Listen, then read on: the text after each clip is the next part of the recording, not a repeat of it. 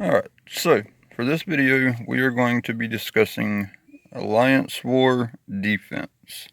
Now, we're going to go over my defense, what I have set up, and then later, probably in part 2 of this video, we will go over another Alliance mate's defense. I'm in barracks and he is in flight deck 3, so we'll be able to show you the difference between an important room and a less important room.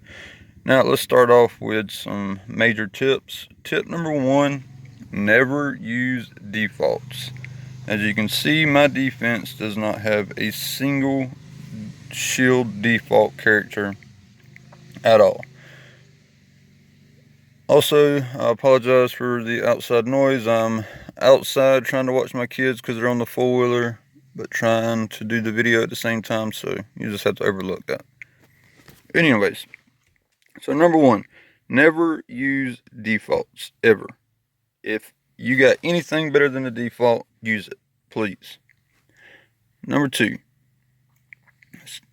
subbing out a certain character for another character is a tough call, because really you want your defense to be as optimal as possible, but you've got to balance it out with your offense as well. So that's going to come down to you and your own roster.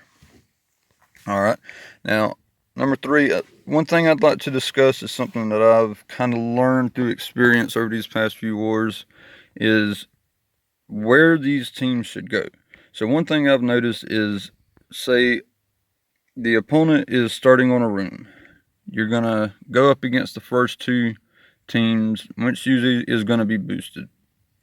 Alright, now boosting is a big factor of war. So how do you know which 2 to put in the beginning and who to put later?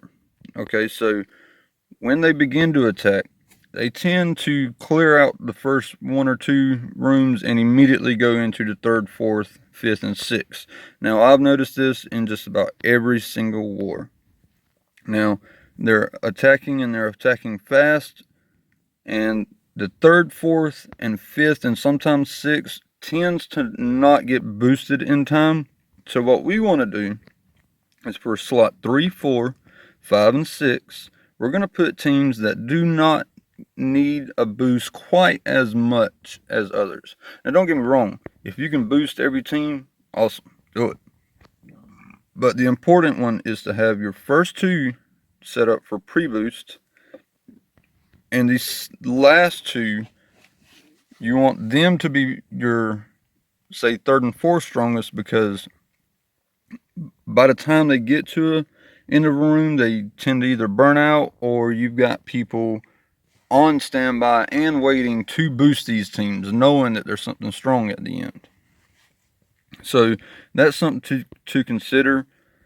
Now let's go over the teams that we have placed for defense. Now I'm just going to go down the list in the absolute most important. The biggest important defense in the game right now is going to be shield with Coulson. Now I have that in my 4th slot only because my Coulson's not that strong, but I'd advise anyone to put this as your 1 or 2 slot, period. It's an amazing team. The only real true counter for it is X-Man, and that's part of what makes it the best defense team. Now, as far as the tunes that are inside this team, I prefer Assault over Operative, just because you have to think about the teams that they're going to use to take out yours. They're going to use Phoenix. Well, Assault makes it slightly harder for a Phoenix team to overcome this, whereas Operative doesn't really bring a lot to the table. I've looked at a couple of other shield options. I have not really looked at Black Widow or Quake yet. But I can go ahead and tell you now off the top of my head, I don't think either one of those 2 are going to be optimal for it. I think these 5 characters are going to be your best bet. So let's go to defense number 2. The second best in the game is going to be your Menardians team. Now this team, everybody should know it by now. I'm not going to talk about it a whole lot, but I am going to talk about my placement. So I looked at this chart with Magneto's ultimate. So they're going to target the middle character just about every time.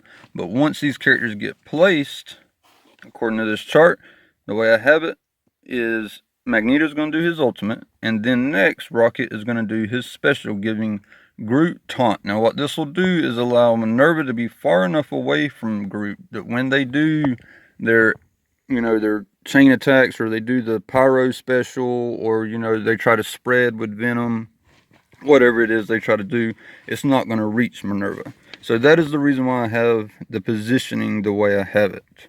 Or you can do it differently, maybe you'll have better success, but this positioning right here is the one I've had the most success with. Now we're going to go into the third best team, which is going to be Ultron. Now the reason why I have him in slot 3 is because Ultron is one of those teams that doesn't quite need boosting as much as the other ones like Menardians or S.H.I.E.L.D. or something like that. Now, the reason why I use these tunes is because the goal for an Ultron team is to keep as many positive effects on Ultron as possible, and to keep him protected. So we have Drax to kind of help protect him. We have Hen Sentry. He applies Stealth, he applies Evade, both of which are positive effects. And we have the Shield Operative, which will constantly put him in Stealth and give him regeneration. Just more positive effects, so that when he uses his ultimate, he's guaranteed to be getting energy so he can continue running the Ultron train. Because that's what this team is about, is the Ultron train. Now, as far as the positioning goes, it kind of speaks for itself. As far as the characters that you could use, really depends on you and your own roster. You can change this out, but I feel like Ultron, Drax, and Hen Sentry are kind of a must-have on this team. Alright, now our next team is going to be AIM. The reason why I have it as my second one is simply because my shield is not where I want it to be yet, but when it comes down to it, it will be in the 4th slot. And this is why, because AIM does not need to be boosted as much as another team, and it's because of Scientist Supreme Ultimate. 90% of the time when she does her ult, the enemy, they're going to get offense down, slow, bleeds, stuff like that. So that added protection of them having offense down is slightly more of a reason to not need the boost as much. Now, don't get me wrong, it helps to boost it, but it doesn't need it quite as much as your Menardians or your S.H.I.E.L.D. team will. Now, the reason why I say this is the 4th best defense is because of how few counters there are. Defenders is the only true counter I've seen. Brawlers and Kree are soft counters, but this team is pretty nasty on defense, and I personally believe that these 5 are the most optimal. Infector is trash. Don't use him. And the Researcher is just... he's just not doing it for me. He's not going to replace Monstrosity. Nothing compares to the damage that Monstrosity does. And he can't really compete with Assaulter and the speed up mechanic. I mean, this is a turn-based game, and when you're talking about Assaulter and Scientist Supreme taking turns faster than normal, faster than the opponent, they're going to win more times than not. So that's all I'm going to say about them for now. Next, we're going to get into slot 5 and 6. Now, these teams are not quite that important, but they are decent on defense, and I put them in these slots because they don't need to be as boosted quite as much as some of the others, just because they're not quite as good, but they're good enough to hold their own. Now, the goal with this team is... you've got these first 4 teams, your opponent's using their Power Armor, their X-Men, their Fantastic Four. They're running out of steam by the time they get down here. So you want a team good enough that they're going to have to use a strong team to take it out, but they may not be able to because they have already used up their other good teams, or they have to wait for someone else to. And that is something that's what I call the stall, and that's something I'll talk about a little bit later. So next we got the Sinisterverse. I hate Spider-Verse, they're trash. The team as a whole sucks on defense, sucks on offense, so I split it up and using the best of the Sinister Six and the best of the Spider-Verse. And this team has actually gotten me a few defense victories before.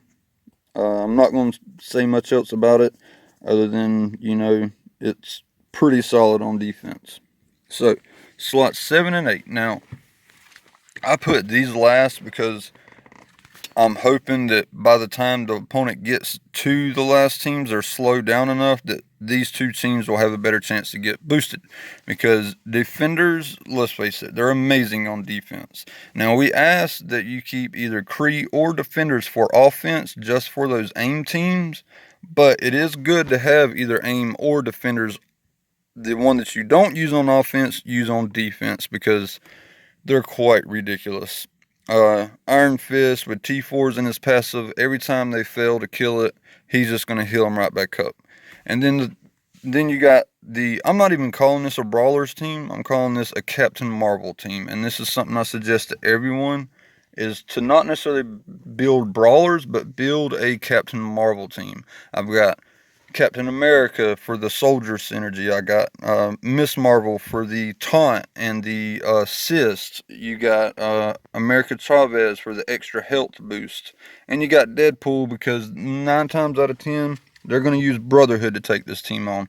And that's what you think about when you're building every single one of these teams. What team is the opponent going to use to take this out? And what characters can I put in this team to make it harder for them to do so? So that is my defense. I've changed it, and I probably might change it again, later on down the line. But this is the most optimal that I've seen so far. Like I said, you want them placed in a certain slot depending on which room you're in. Now, this is one thing I will say about slot 1 and 2. You want your best teams. In every single room, you want your best teams on slot 1 and 2. And this is why. 1, for the pre-boost. So as soon as the war starts, before they even get to your room, unless you're in a flight deck, before you even get there, your first 2 teams will be able to be boosted. All right, now, reason number 2 is because you don't want to give away easy wins. If it gets to a close match and you're the only room left, you don't want to give up any points that you possibly can. So you want your best up front to stall them out, to hopefully they can't get past it, or they waste a bunch of those last attacks on that. So by the time they do get past that defense, they're not going to have many attacks left. And the third and probably most important reason is because of the stall. All right. Now I've seen this happen every fucking alliance I've been in, every alliance I've went up against. People get to a room and they see these kind of teams like this, and if they ain't got something to take it out, they either hit it and lose, or they just don't attack and they wait for the big dogs to come in. Now, the stall it can really hurt you if you let it stall you out for too long, which is why you want these big teams up there. If you can slow the opponent down a little bit, that alone will help. I mean, you might not be able to get a defense win out of it, but if it stalls them, you've got something out of it. So that's one thing you have to look at. Now, as far as the difference in the rooms, like I'm in barracks, so I'm going a little bit more heavy. Someone in flight deck, not going to go quite as heavy. Now, I buy 2 to 3 attacks every war. I realize some people cannot buy extra attacks, but everyone can do 8 attacks minimum. So this is what I suggest. Build 8 offensive teams. Once those teams are built, then start building your defense. Now, you might not be able to buy that 9th or 10th attack, but if you set up your defense right, you don't use any shield defaults, you use the optimal setup, your defense might eat one of those 9th or 10th attacks from your opponent. So you might not be able to buy the 9th or 10th, but if you're causing your opponent to buy a 9th or 10th just to get through you, then you've done your job. Now, that's all I'm going to say as far as this video goes. This is going to be part 1. Part 2, we're going to be looking at some other defenses and options. But I've got to get back to my kids now, so we will go ahead and end this one.